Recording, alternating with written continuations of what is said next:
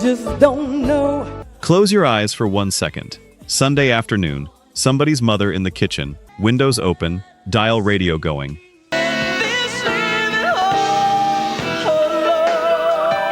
And then a voice comes through that speaker, low, warm, coming up from underneath the floorboards, and the whole house slows down.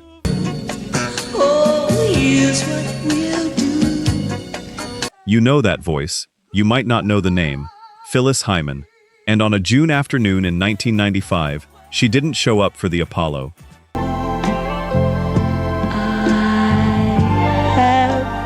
Number 10. The voice that came off a cruise ship.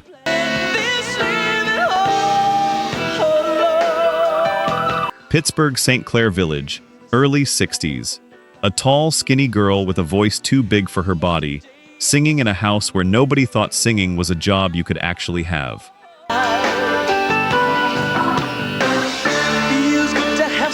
She was born in Philadelphia in July of 1949 and raised up in Pittsburgh. And by the early 70s, she was doing what 1,000 other singers were doing. Road gigs, cover bands, a group called New Direction, then a band she led herself called the PH Factor, cruise ships, hotel lounges.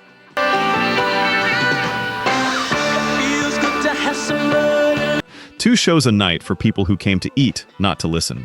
And here's what everybody said about her, from the very beginning. It wasn't that she was good. Plenty of people were good. Good was cheap. It was that she was unmistakable, contralto, deep. 4 bars in and you knew it was her forever.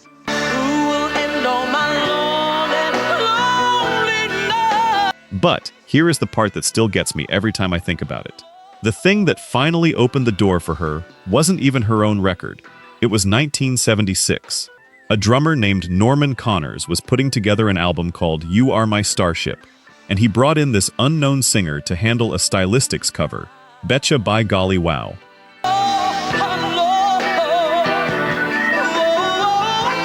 A song everybody already knew, a song that already belonged to somebody else. And she took it and made people forget there was an original. Now think about that for a second, because that becomes the whole pattern. Guest spot, duet, somebody else's session, somebody else's album cover, somebody else's name in bigger letters.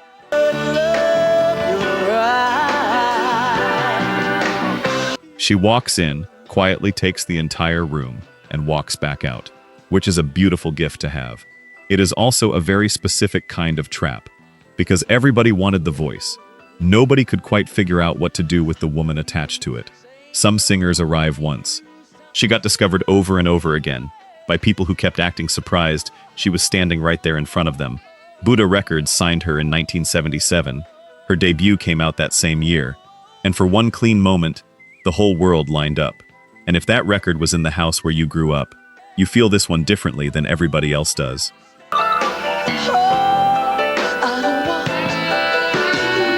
Number 9, the song you dance to and the fight behind it.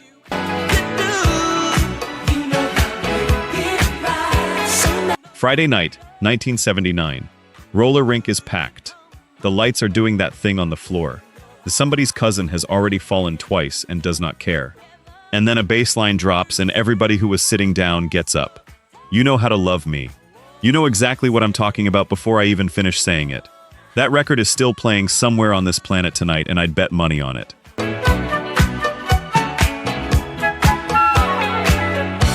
By then, she wasn't on Buddha anymore. Arista had acquired the label in 1978, which meant that overnight, Phyllis Hyman was working for one of the most powerful men in the record business, Clive Davis. And stay with me on this one because it gets good. Davis's plan for her involved putting her with Barry Manilow. That's not a joke and it's not a knock.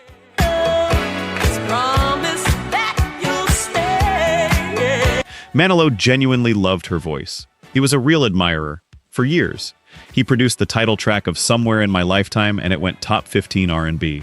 The man had ears and he used them, but you can hear the argument inside the music if you play that stretch of records back to back. Davis saw a woman who could be a pop crossover star. Huge. Mainstream. The kind of name your grandmother knows.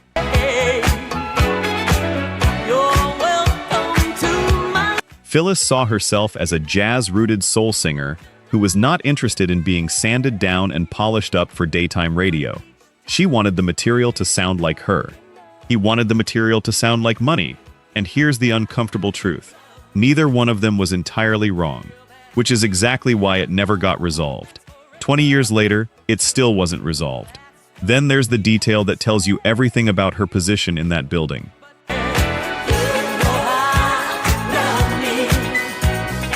At the same time she was fighting for room at Arista, the label was also developing Dionne Warwick and Aretha Franklin. Legends. Absolute, undeniable legends. So the question inside those offices was never, is Phyllis Hyman great? Nobody was confused about that. The question was, who gets the budget this quarter?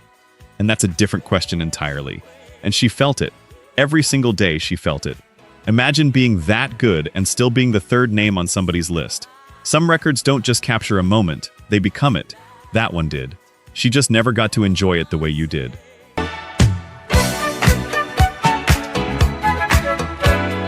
Let's look at the numbers. Only 9% of you are actually subscribed. Honestly, that's tough to see. Our team spends days hunting down archives and verifying every single fact just to tell these stories right. If you've made it this far into the video, you're clearly part of the community, so please hit subscribe. It costs nothing and helps us immensely. Now, for those already subscribed, very few of you have made the jump to our membership, and that's a hard pill to swallow because you're the ones who know our value best. If this channel has moved you or inspired you, consider joining. It's the price of one coffee, but it's the literal fuel for this channel. Let's keep this alive together. Back to the story. Number 8. Broadway. And the award that didn't fix anything. On the wings of every New York, 1981. A jazz club on a weeknight, half full, and a man in the audience who happens to work for a Broadway production. He watches her sing. He goes back and tells them, "I found her." The show was Sophisticated Ladies, the Duke Ellington tribute, and Phyllis Hyman walked out onto a Broadway stage and did the same thing she always did. Stood almost perfectly still, barely moved, let the voice carry the entire building. Some performers worked the stage, she worked the air.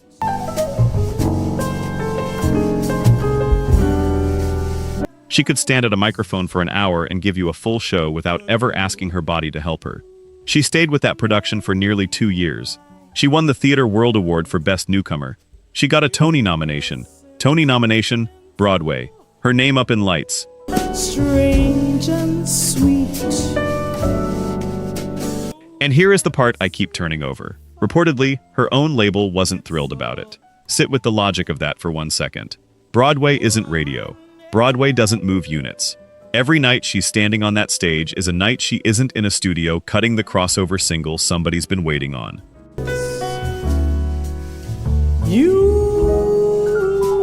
So the greatest cultural validation of her entire career, the thing that got her reviewed in the New York Times, was, from a certain office on a certain floor, a scheduling problem. She was never failing. That's the thing people get wrong when they hear the ending. They assume it must have been decline. It wasn't. She was winning, constantly, in rooms that didn't count the way she needed them to count.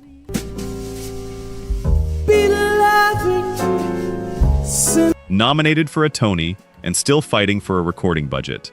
Standing ovations 8 shows a week, and still not the priority when the label had a meeting on Monday morning.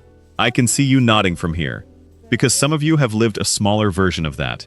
Doing everything right, doing more than everything right, and watching the door stay exactly as closed as it was before. She was 31 years old and at the peak of her visibility, and the next 4 years of her life are about to disappear. So heavenly. Number 7. The 4 years they took from her. You make it paradise. Now, I need you to picture something harder than a roller rink. A singer in her prime. Voice at absolute full strength. 34, 35 years old. Right where a vocalist gets dangerous. And a contract that says she cannot record.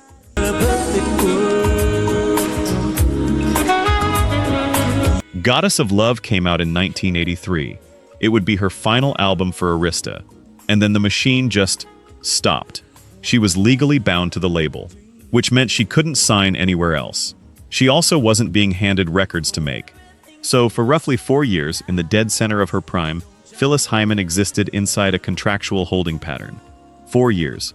Do the math on what 4 years costs a singer. 4 years is a whole era in R&B. The music that was on the radio when she went quiet was not the music that was on the radio when she came back.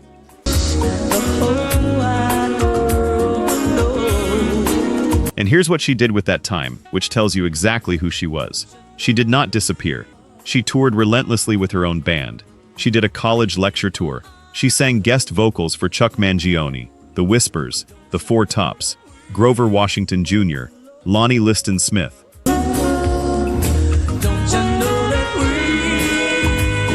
And she sang jingles. Sasson, Clairol, Burger King. That voice you're picturing in a gown under a spotlight? It was also selling you a hamburger between commercials on a Tuesday. Because the woman had to eat, and pride doesn't pay rent in Manhattan. Then, by 1985, Arista let her go. And around that same window, the label's entire future was being built around a young singer out of New Jersey named Whitney Houston.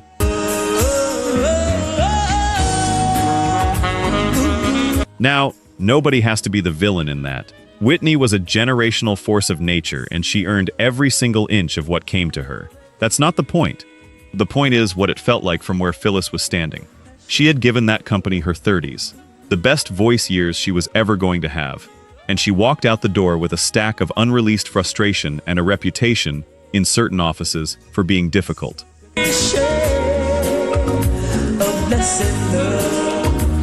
Number 6. Living All Alone, and the sound of somebody telling the truth.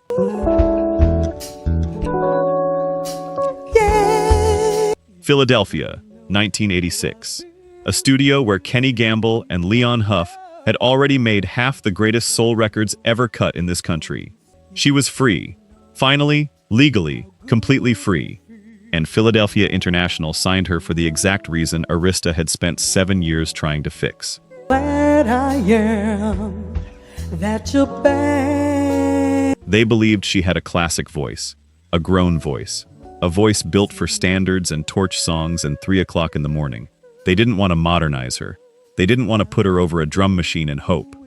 They wanted to let her be the thing she already was, at full size, with the lights down. You just don't know, you just don't know. And the album they made together is one of the loneliest records ever released on a major label. It's called Living All Alone. She was not being subtle. Old Friend, the title track, You Just Don't Know. You put that record on at night and it does not comfort you. It sits with you, which is a different thing and honestly a better thing. She isn't performing loneliness on that album. She's reporting from inside it. There's a difference, and you can hear it in about 8 seconds. And people found it. How I feel inside. That record reached the audience that had been waiting on her the whole time. Grown folks who wanted grown music. People who didn't need a dance mix. People who wanted somebody with a voice like a cathedral to say the quiet thing out loud so they didn't have to. But here's the contrast that never stops bothering me. This was the record where she finally got to be completely herself.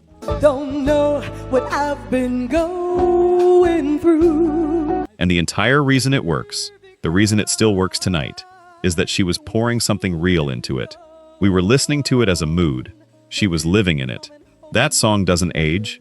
The person singing it does. That's the beautiful thing about great music, and it's also the trap. She handed us the most honest version of herself she had, and we made it background music for a nice evening. Not because anybody was cruel, because we didn't know. Nobody tells you the loneliest voice on the radio is loneliest for a reason. But it's like planning all my evenings by. Number 5, 1991. The year she finally won.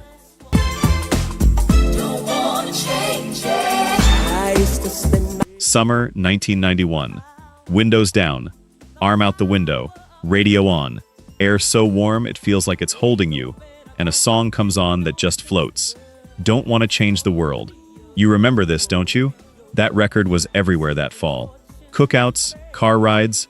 Quiet storm at 11 at night with the volume turned down low so you didn't wake anybody up. Too much fun. I'd be working slow. It had taken her 5 years to finish that album, Prime of My Life. The longest gap between records in her entire career. In between, she'd toured the world, sung on jazz albums, showed up in Spike Lee's School Days in 1988, and sang a bluesy number written by Spike's father.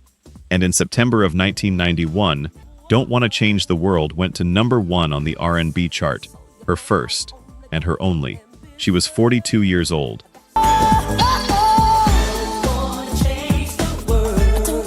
15 years after Betcha by Golly Wow, 10 years after Broadway, 13 years after Clive Davis first sat her down and tried to turn her into somebody else. The album went gold, the single went gold, 2 more top 10 R&B hits came off that record, Living in Confusion, and When You Get Right Down to It. Prime of My Life was, by every measure that the business actually counts, the biggest thing she ever did. Some folks live their lives with only one desire. And the title. Come on, Prime of My Life. She named it that on purpose. That's not an accident. That's a woman telling you, in the plainest language available, that she had finally made it, and she knew it. And here is the cruel arithmetic underneath all of it, and I hate that it's true. That was the last album released while she was alive. The peak and the ending are 4 years apart.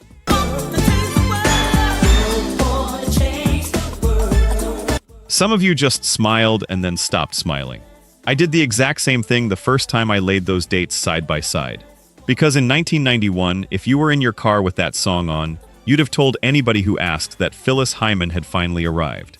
And you would have been completely right. That's what makes it hurt.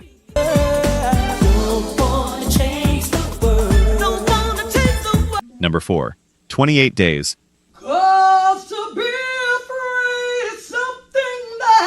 May 1993. 2 years past the #1. She's on top of her own life. The gold record is on the wall, and then the phone starts ringing. Her mother, Louise, died. Her grandmother died, and a close friend died. All 3 of them, inside 1 month. 28 days. To be lonely. I want you to actually stop and sit in that because I think people read that sentence too fast and move on. Your mother, your grandmother, your friend. In 4 weeks, there is no version of a human being who absorbs that cleanly. Not one. Not the strongest person you know. And she was already carrying more than anybody outside her circle understood. Not afraid. The producer Nick Martinelli, who was working with her right after, described a woman who was crying constantly. He said her mother had just died, and that what they wrote together was simply what she was feeling in that moment, that she truly felt alone. That's not a lyric being crafted in a room. That's a transcription of a person in real time. Difference is this time I'm not giving. And this right here, is the thing I mentioned at the very top of the video. The place I didn't expect this story to end up when I started pulling on it. I went looking for a story about a great artist mishandled by the record business. Contracts, egos, shelved albums. The usual. And somewhere around the spring of 1993, it stopped being a music industry story at all.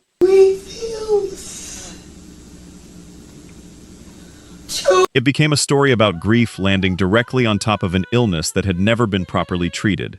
Because everything before this, she survived. Every bit of it. The contracts, the 4 silent years, being third on the list. She survived all of it, and she made beautiful records inside all of it, which is the part people never give her credit for. This is where the ground actually gave way underneath her. And the woman who came out the other side of those 28 days was carrying something the business had no interest in understanding. Say goodbye. Number 3. The wrong word.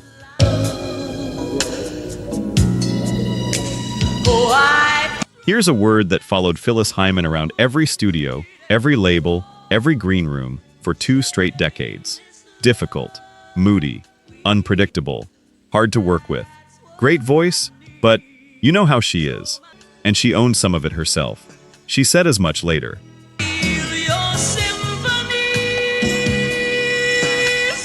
She wasn't easy. She'd tell you that to your face, probably with a joke attached, because she was funny as anything when she wanted to be. But here's the part that reframes the entire story. Phyllis Hyman was diagnosed with bipolar disorder back in the 1980s. Bipolar disorder, depression, diagnosed, known. I'll be yours too. Now go back and reread every industry story ever told about her. The mood swings, The tremendous days and the days she couldn't get out of the room. The unpredictability. The self-medicating with alcohol. The drug problems that had started years earlier, in the middle of all that career stress.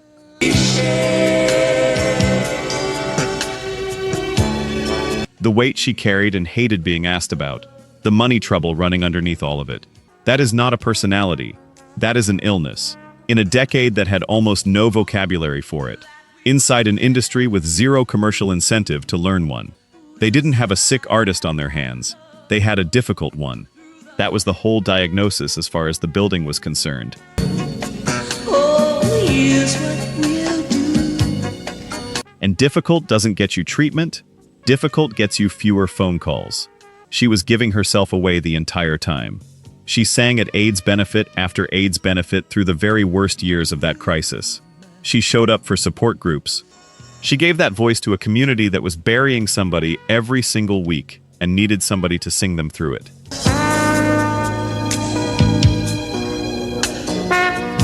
She was pouring out to everybody around her while running on absolutely nothing. And the people close to her talk about how exhausted that left her. Think about the shape of that life. She spent every working day being the person who could make you feel less alone inside a 3-minute song.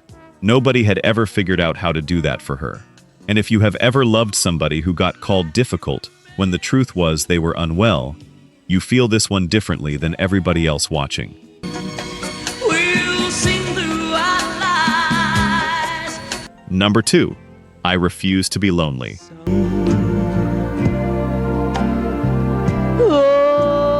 1994. A studio in New York City, and a woman writing down exactly what is happening to her, in real time, and singing it into a microphone. She worked on that album through most of 1994 and into the early part of 1995.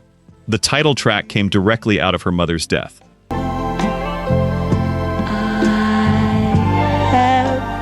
Gordon Chambers, who wrote with her, said she was passionate about refusing to sing anything superficial, and that looking back, a lot of what they put down together turned out to be her parting words.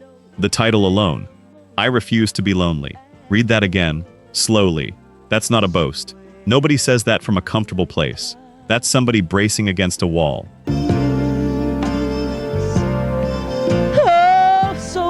And this is where the record business walks into her story one last time, and I wish to God it didn't. The album kept getting delayed. Over and over. Push after push. And reporting at the time made clear those delays hit her both emotionally and financially in the months leading up to the end.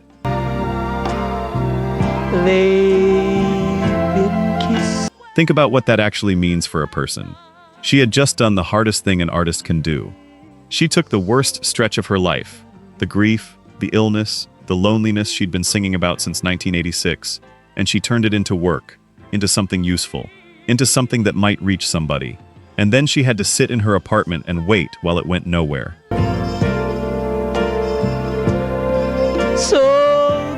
That's the detail that stays with me. Not a woman who hid what was happening to her. A woman who said it, recorded it, mixed it, handed it to a label with her name on the front, and the tape sat there. Every artist leaves something behind when they go. Some leave a catalog, some leave an influence. She left a message.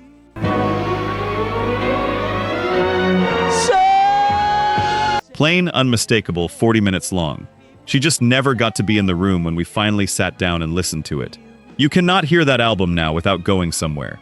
That isn't nostalgia. That's what it was built to do. She built it that way on purpose, and she built it while it was still happening to her.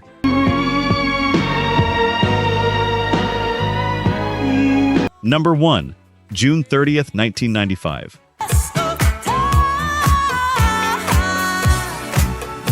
Friday, June 30th, 1995. New York City. An uptown on 125th Street. The Apollo Theater is getting ready for her. She was headlining that night. The Apollo. The room where Black American music has been crowning people for 100 years. That stage. That night.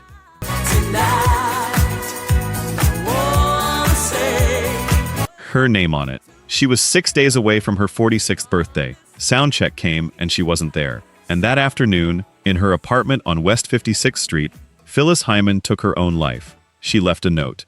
I'm not going to read all of it to you, and I've thought about that a lot.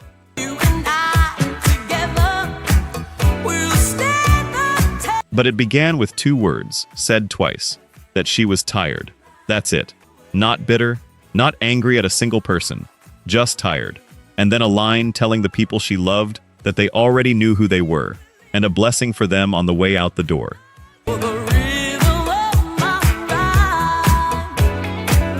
20 years of that voice.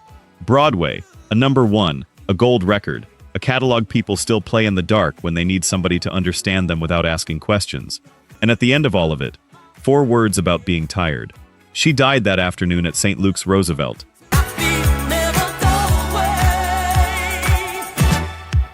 Her memorial was held at St. Peter's Lutheran Church in Manhattan on what would have been her 46th birthday. And in November of that same year, I Refuse to Be Lonely was finally released. The album they kept delaying. It came out 5 months after we lost her. People bought it, people played it.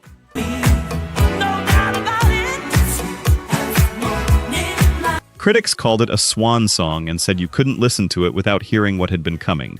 It arrived exactly on time to be heartbreaking and exactly too late to be anything else. And I want to be careful here, because it would be so easy to let the ending become the whole story. It isn't. It's the last chapter of a story that was mostly about a woman who kept making beautiful things under conditions that would have stopped almost anybody else.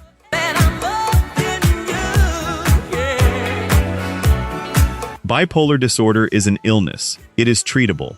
It was treatable then. The tragedy is not that she was weak. She was one of the strongest people in that entire industry. The tragedy is that she was sick in a decade that called sick people difficult, inside a business that had no reason to look any closer. She wasn't tired of us. She was just tired.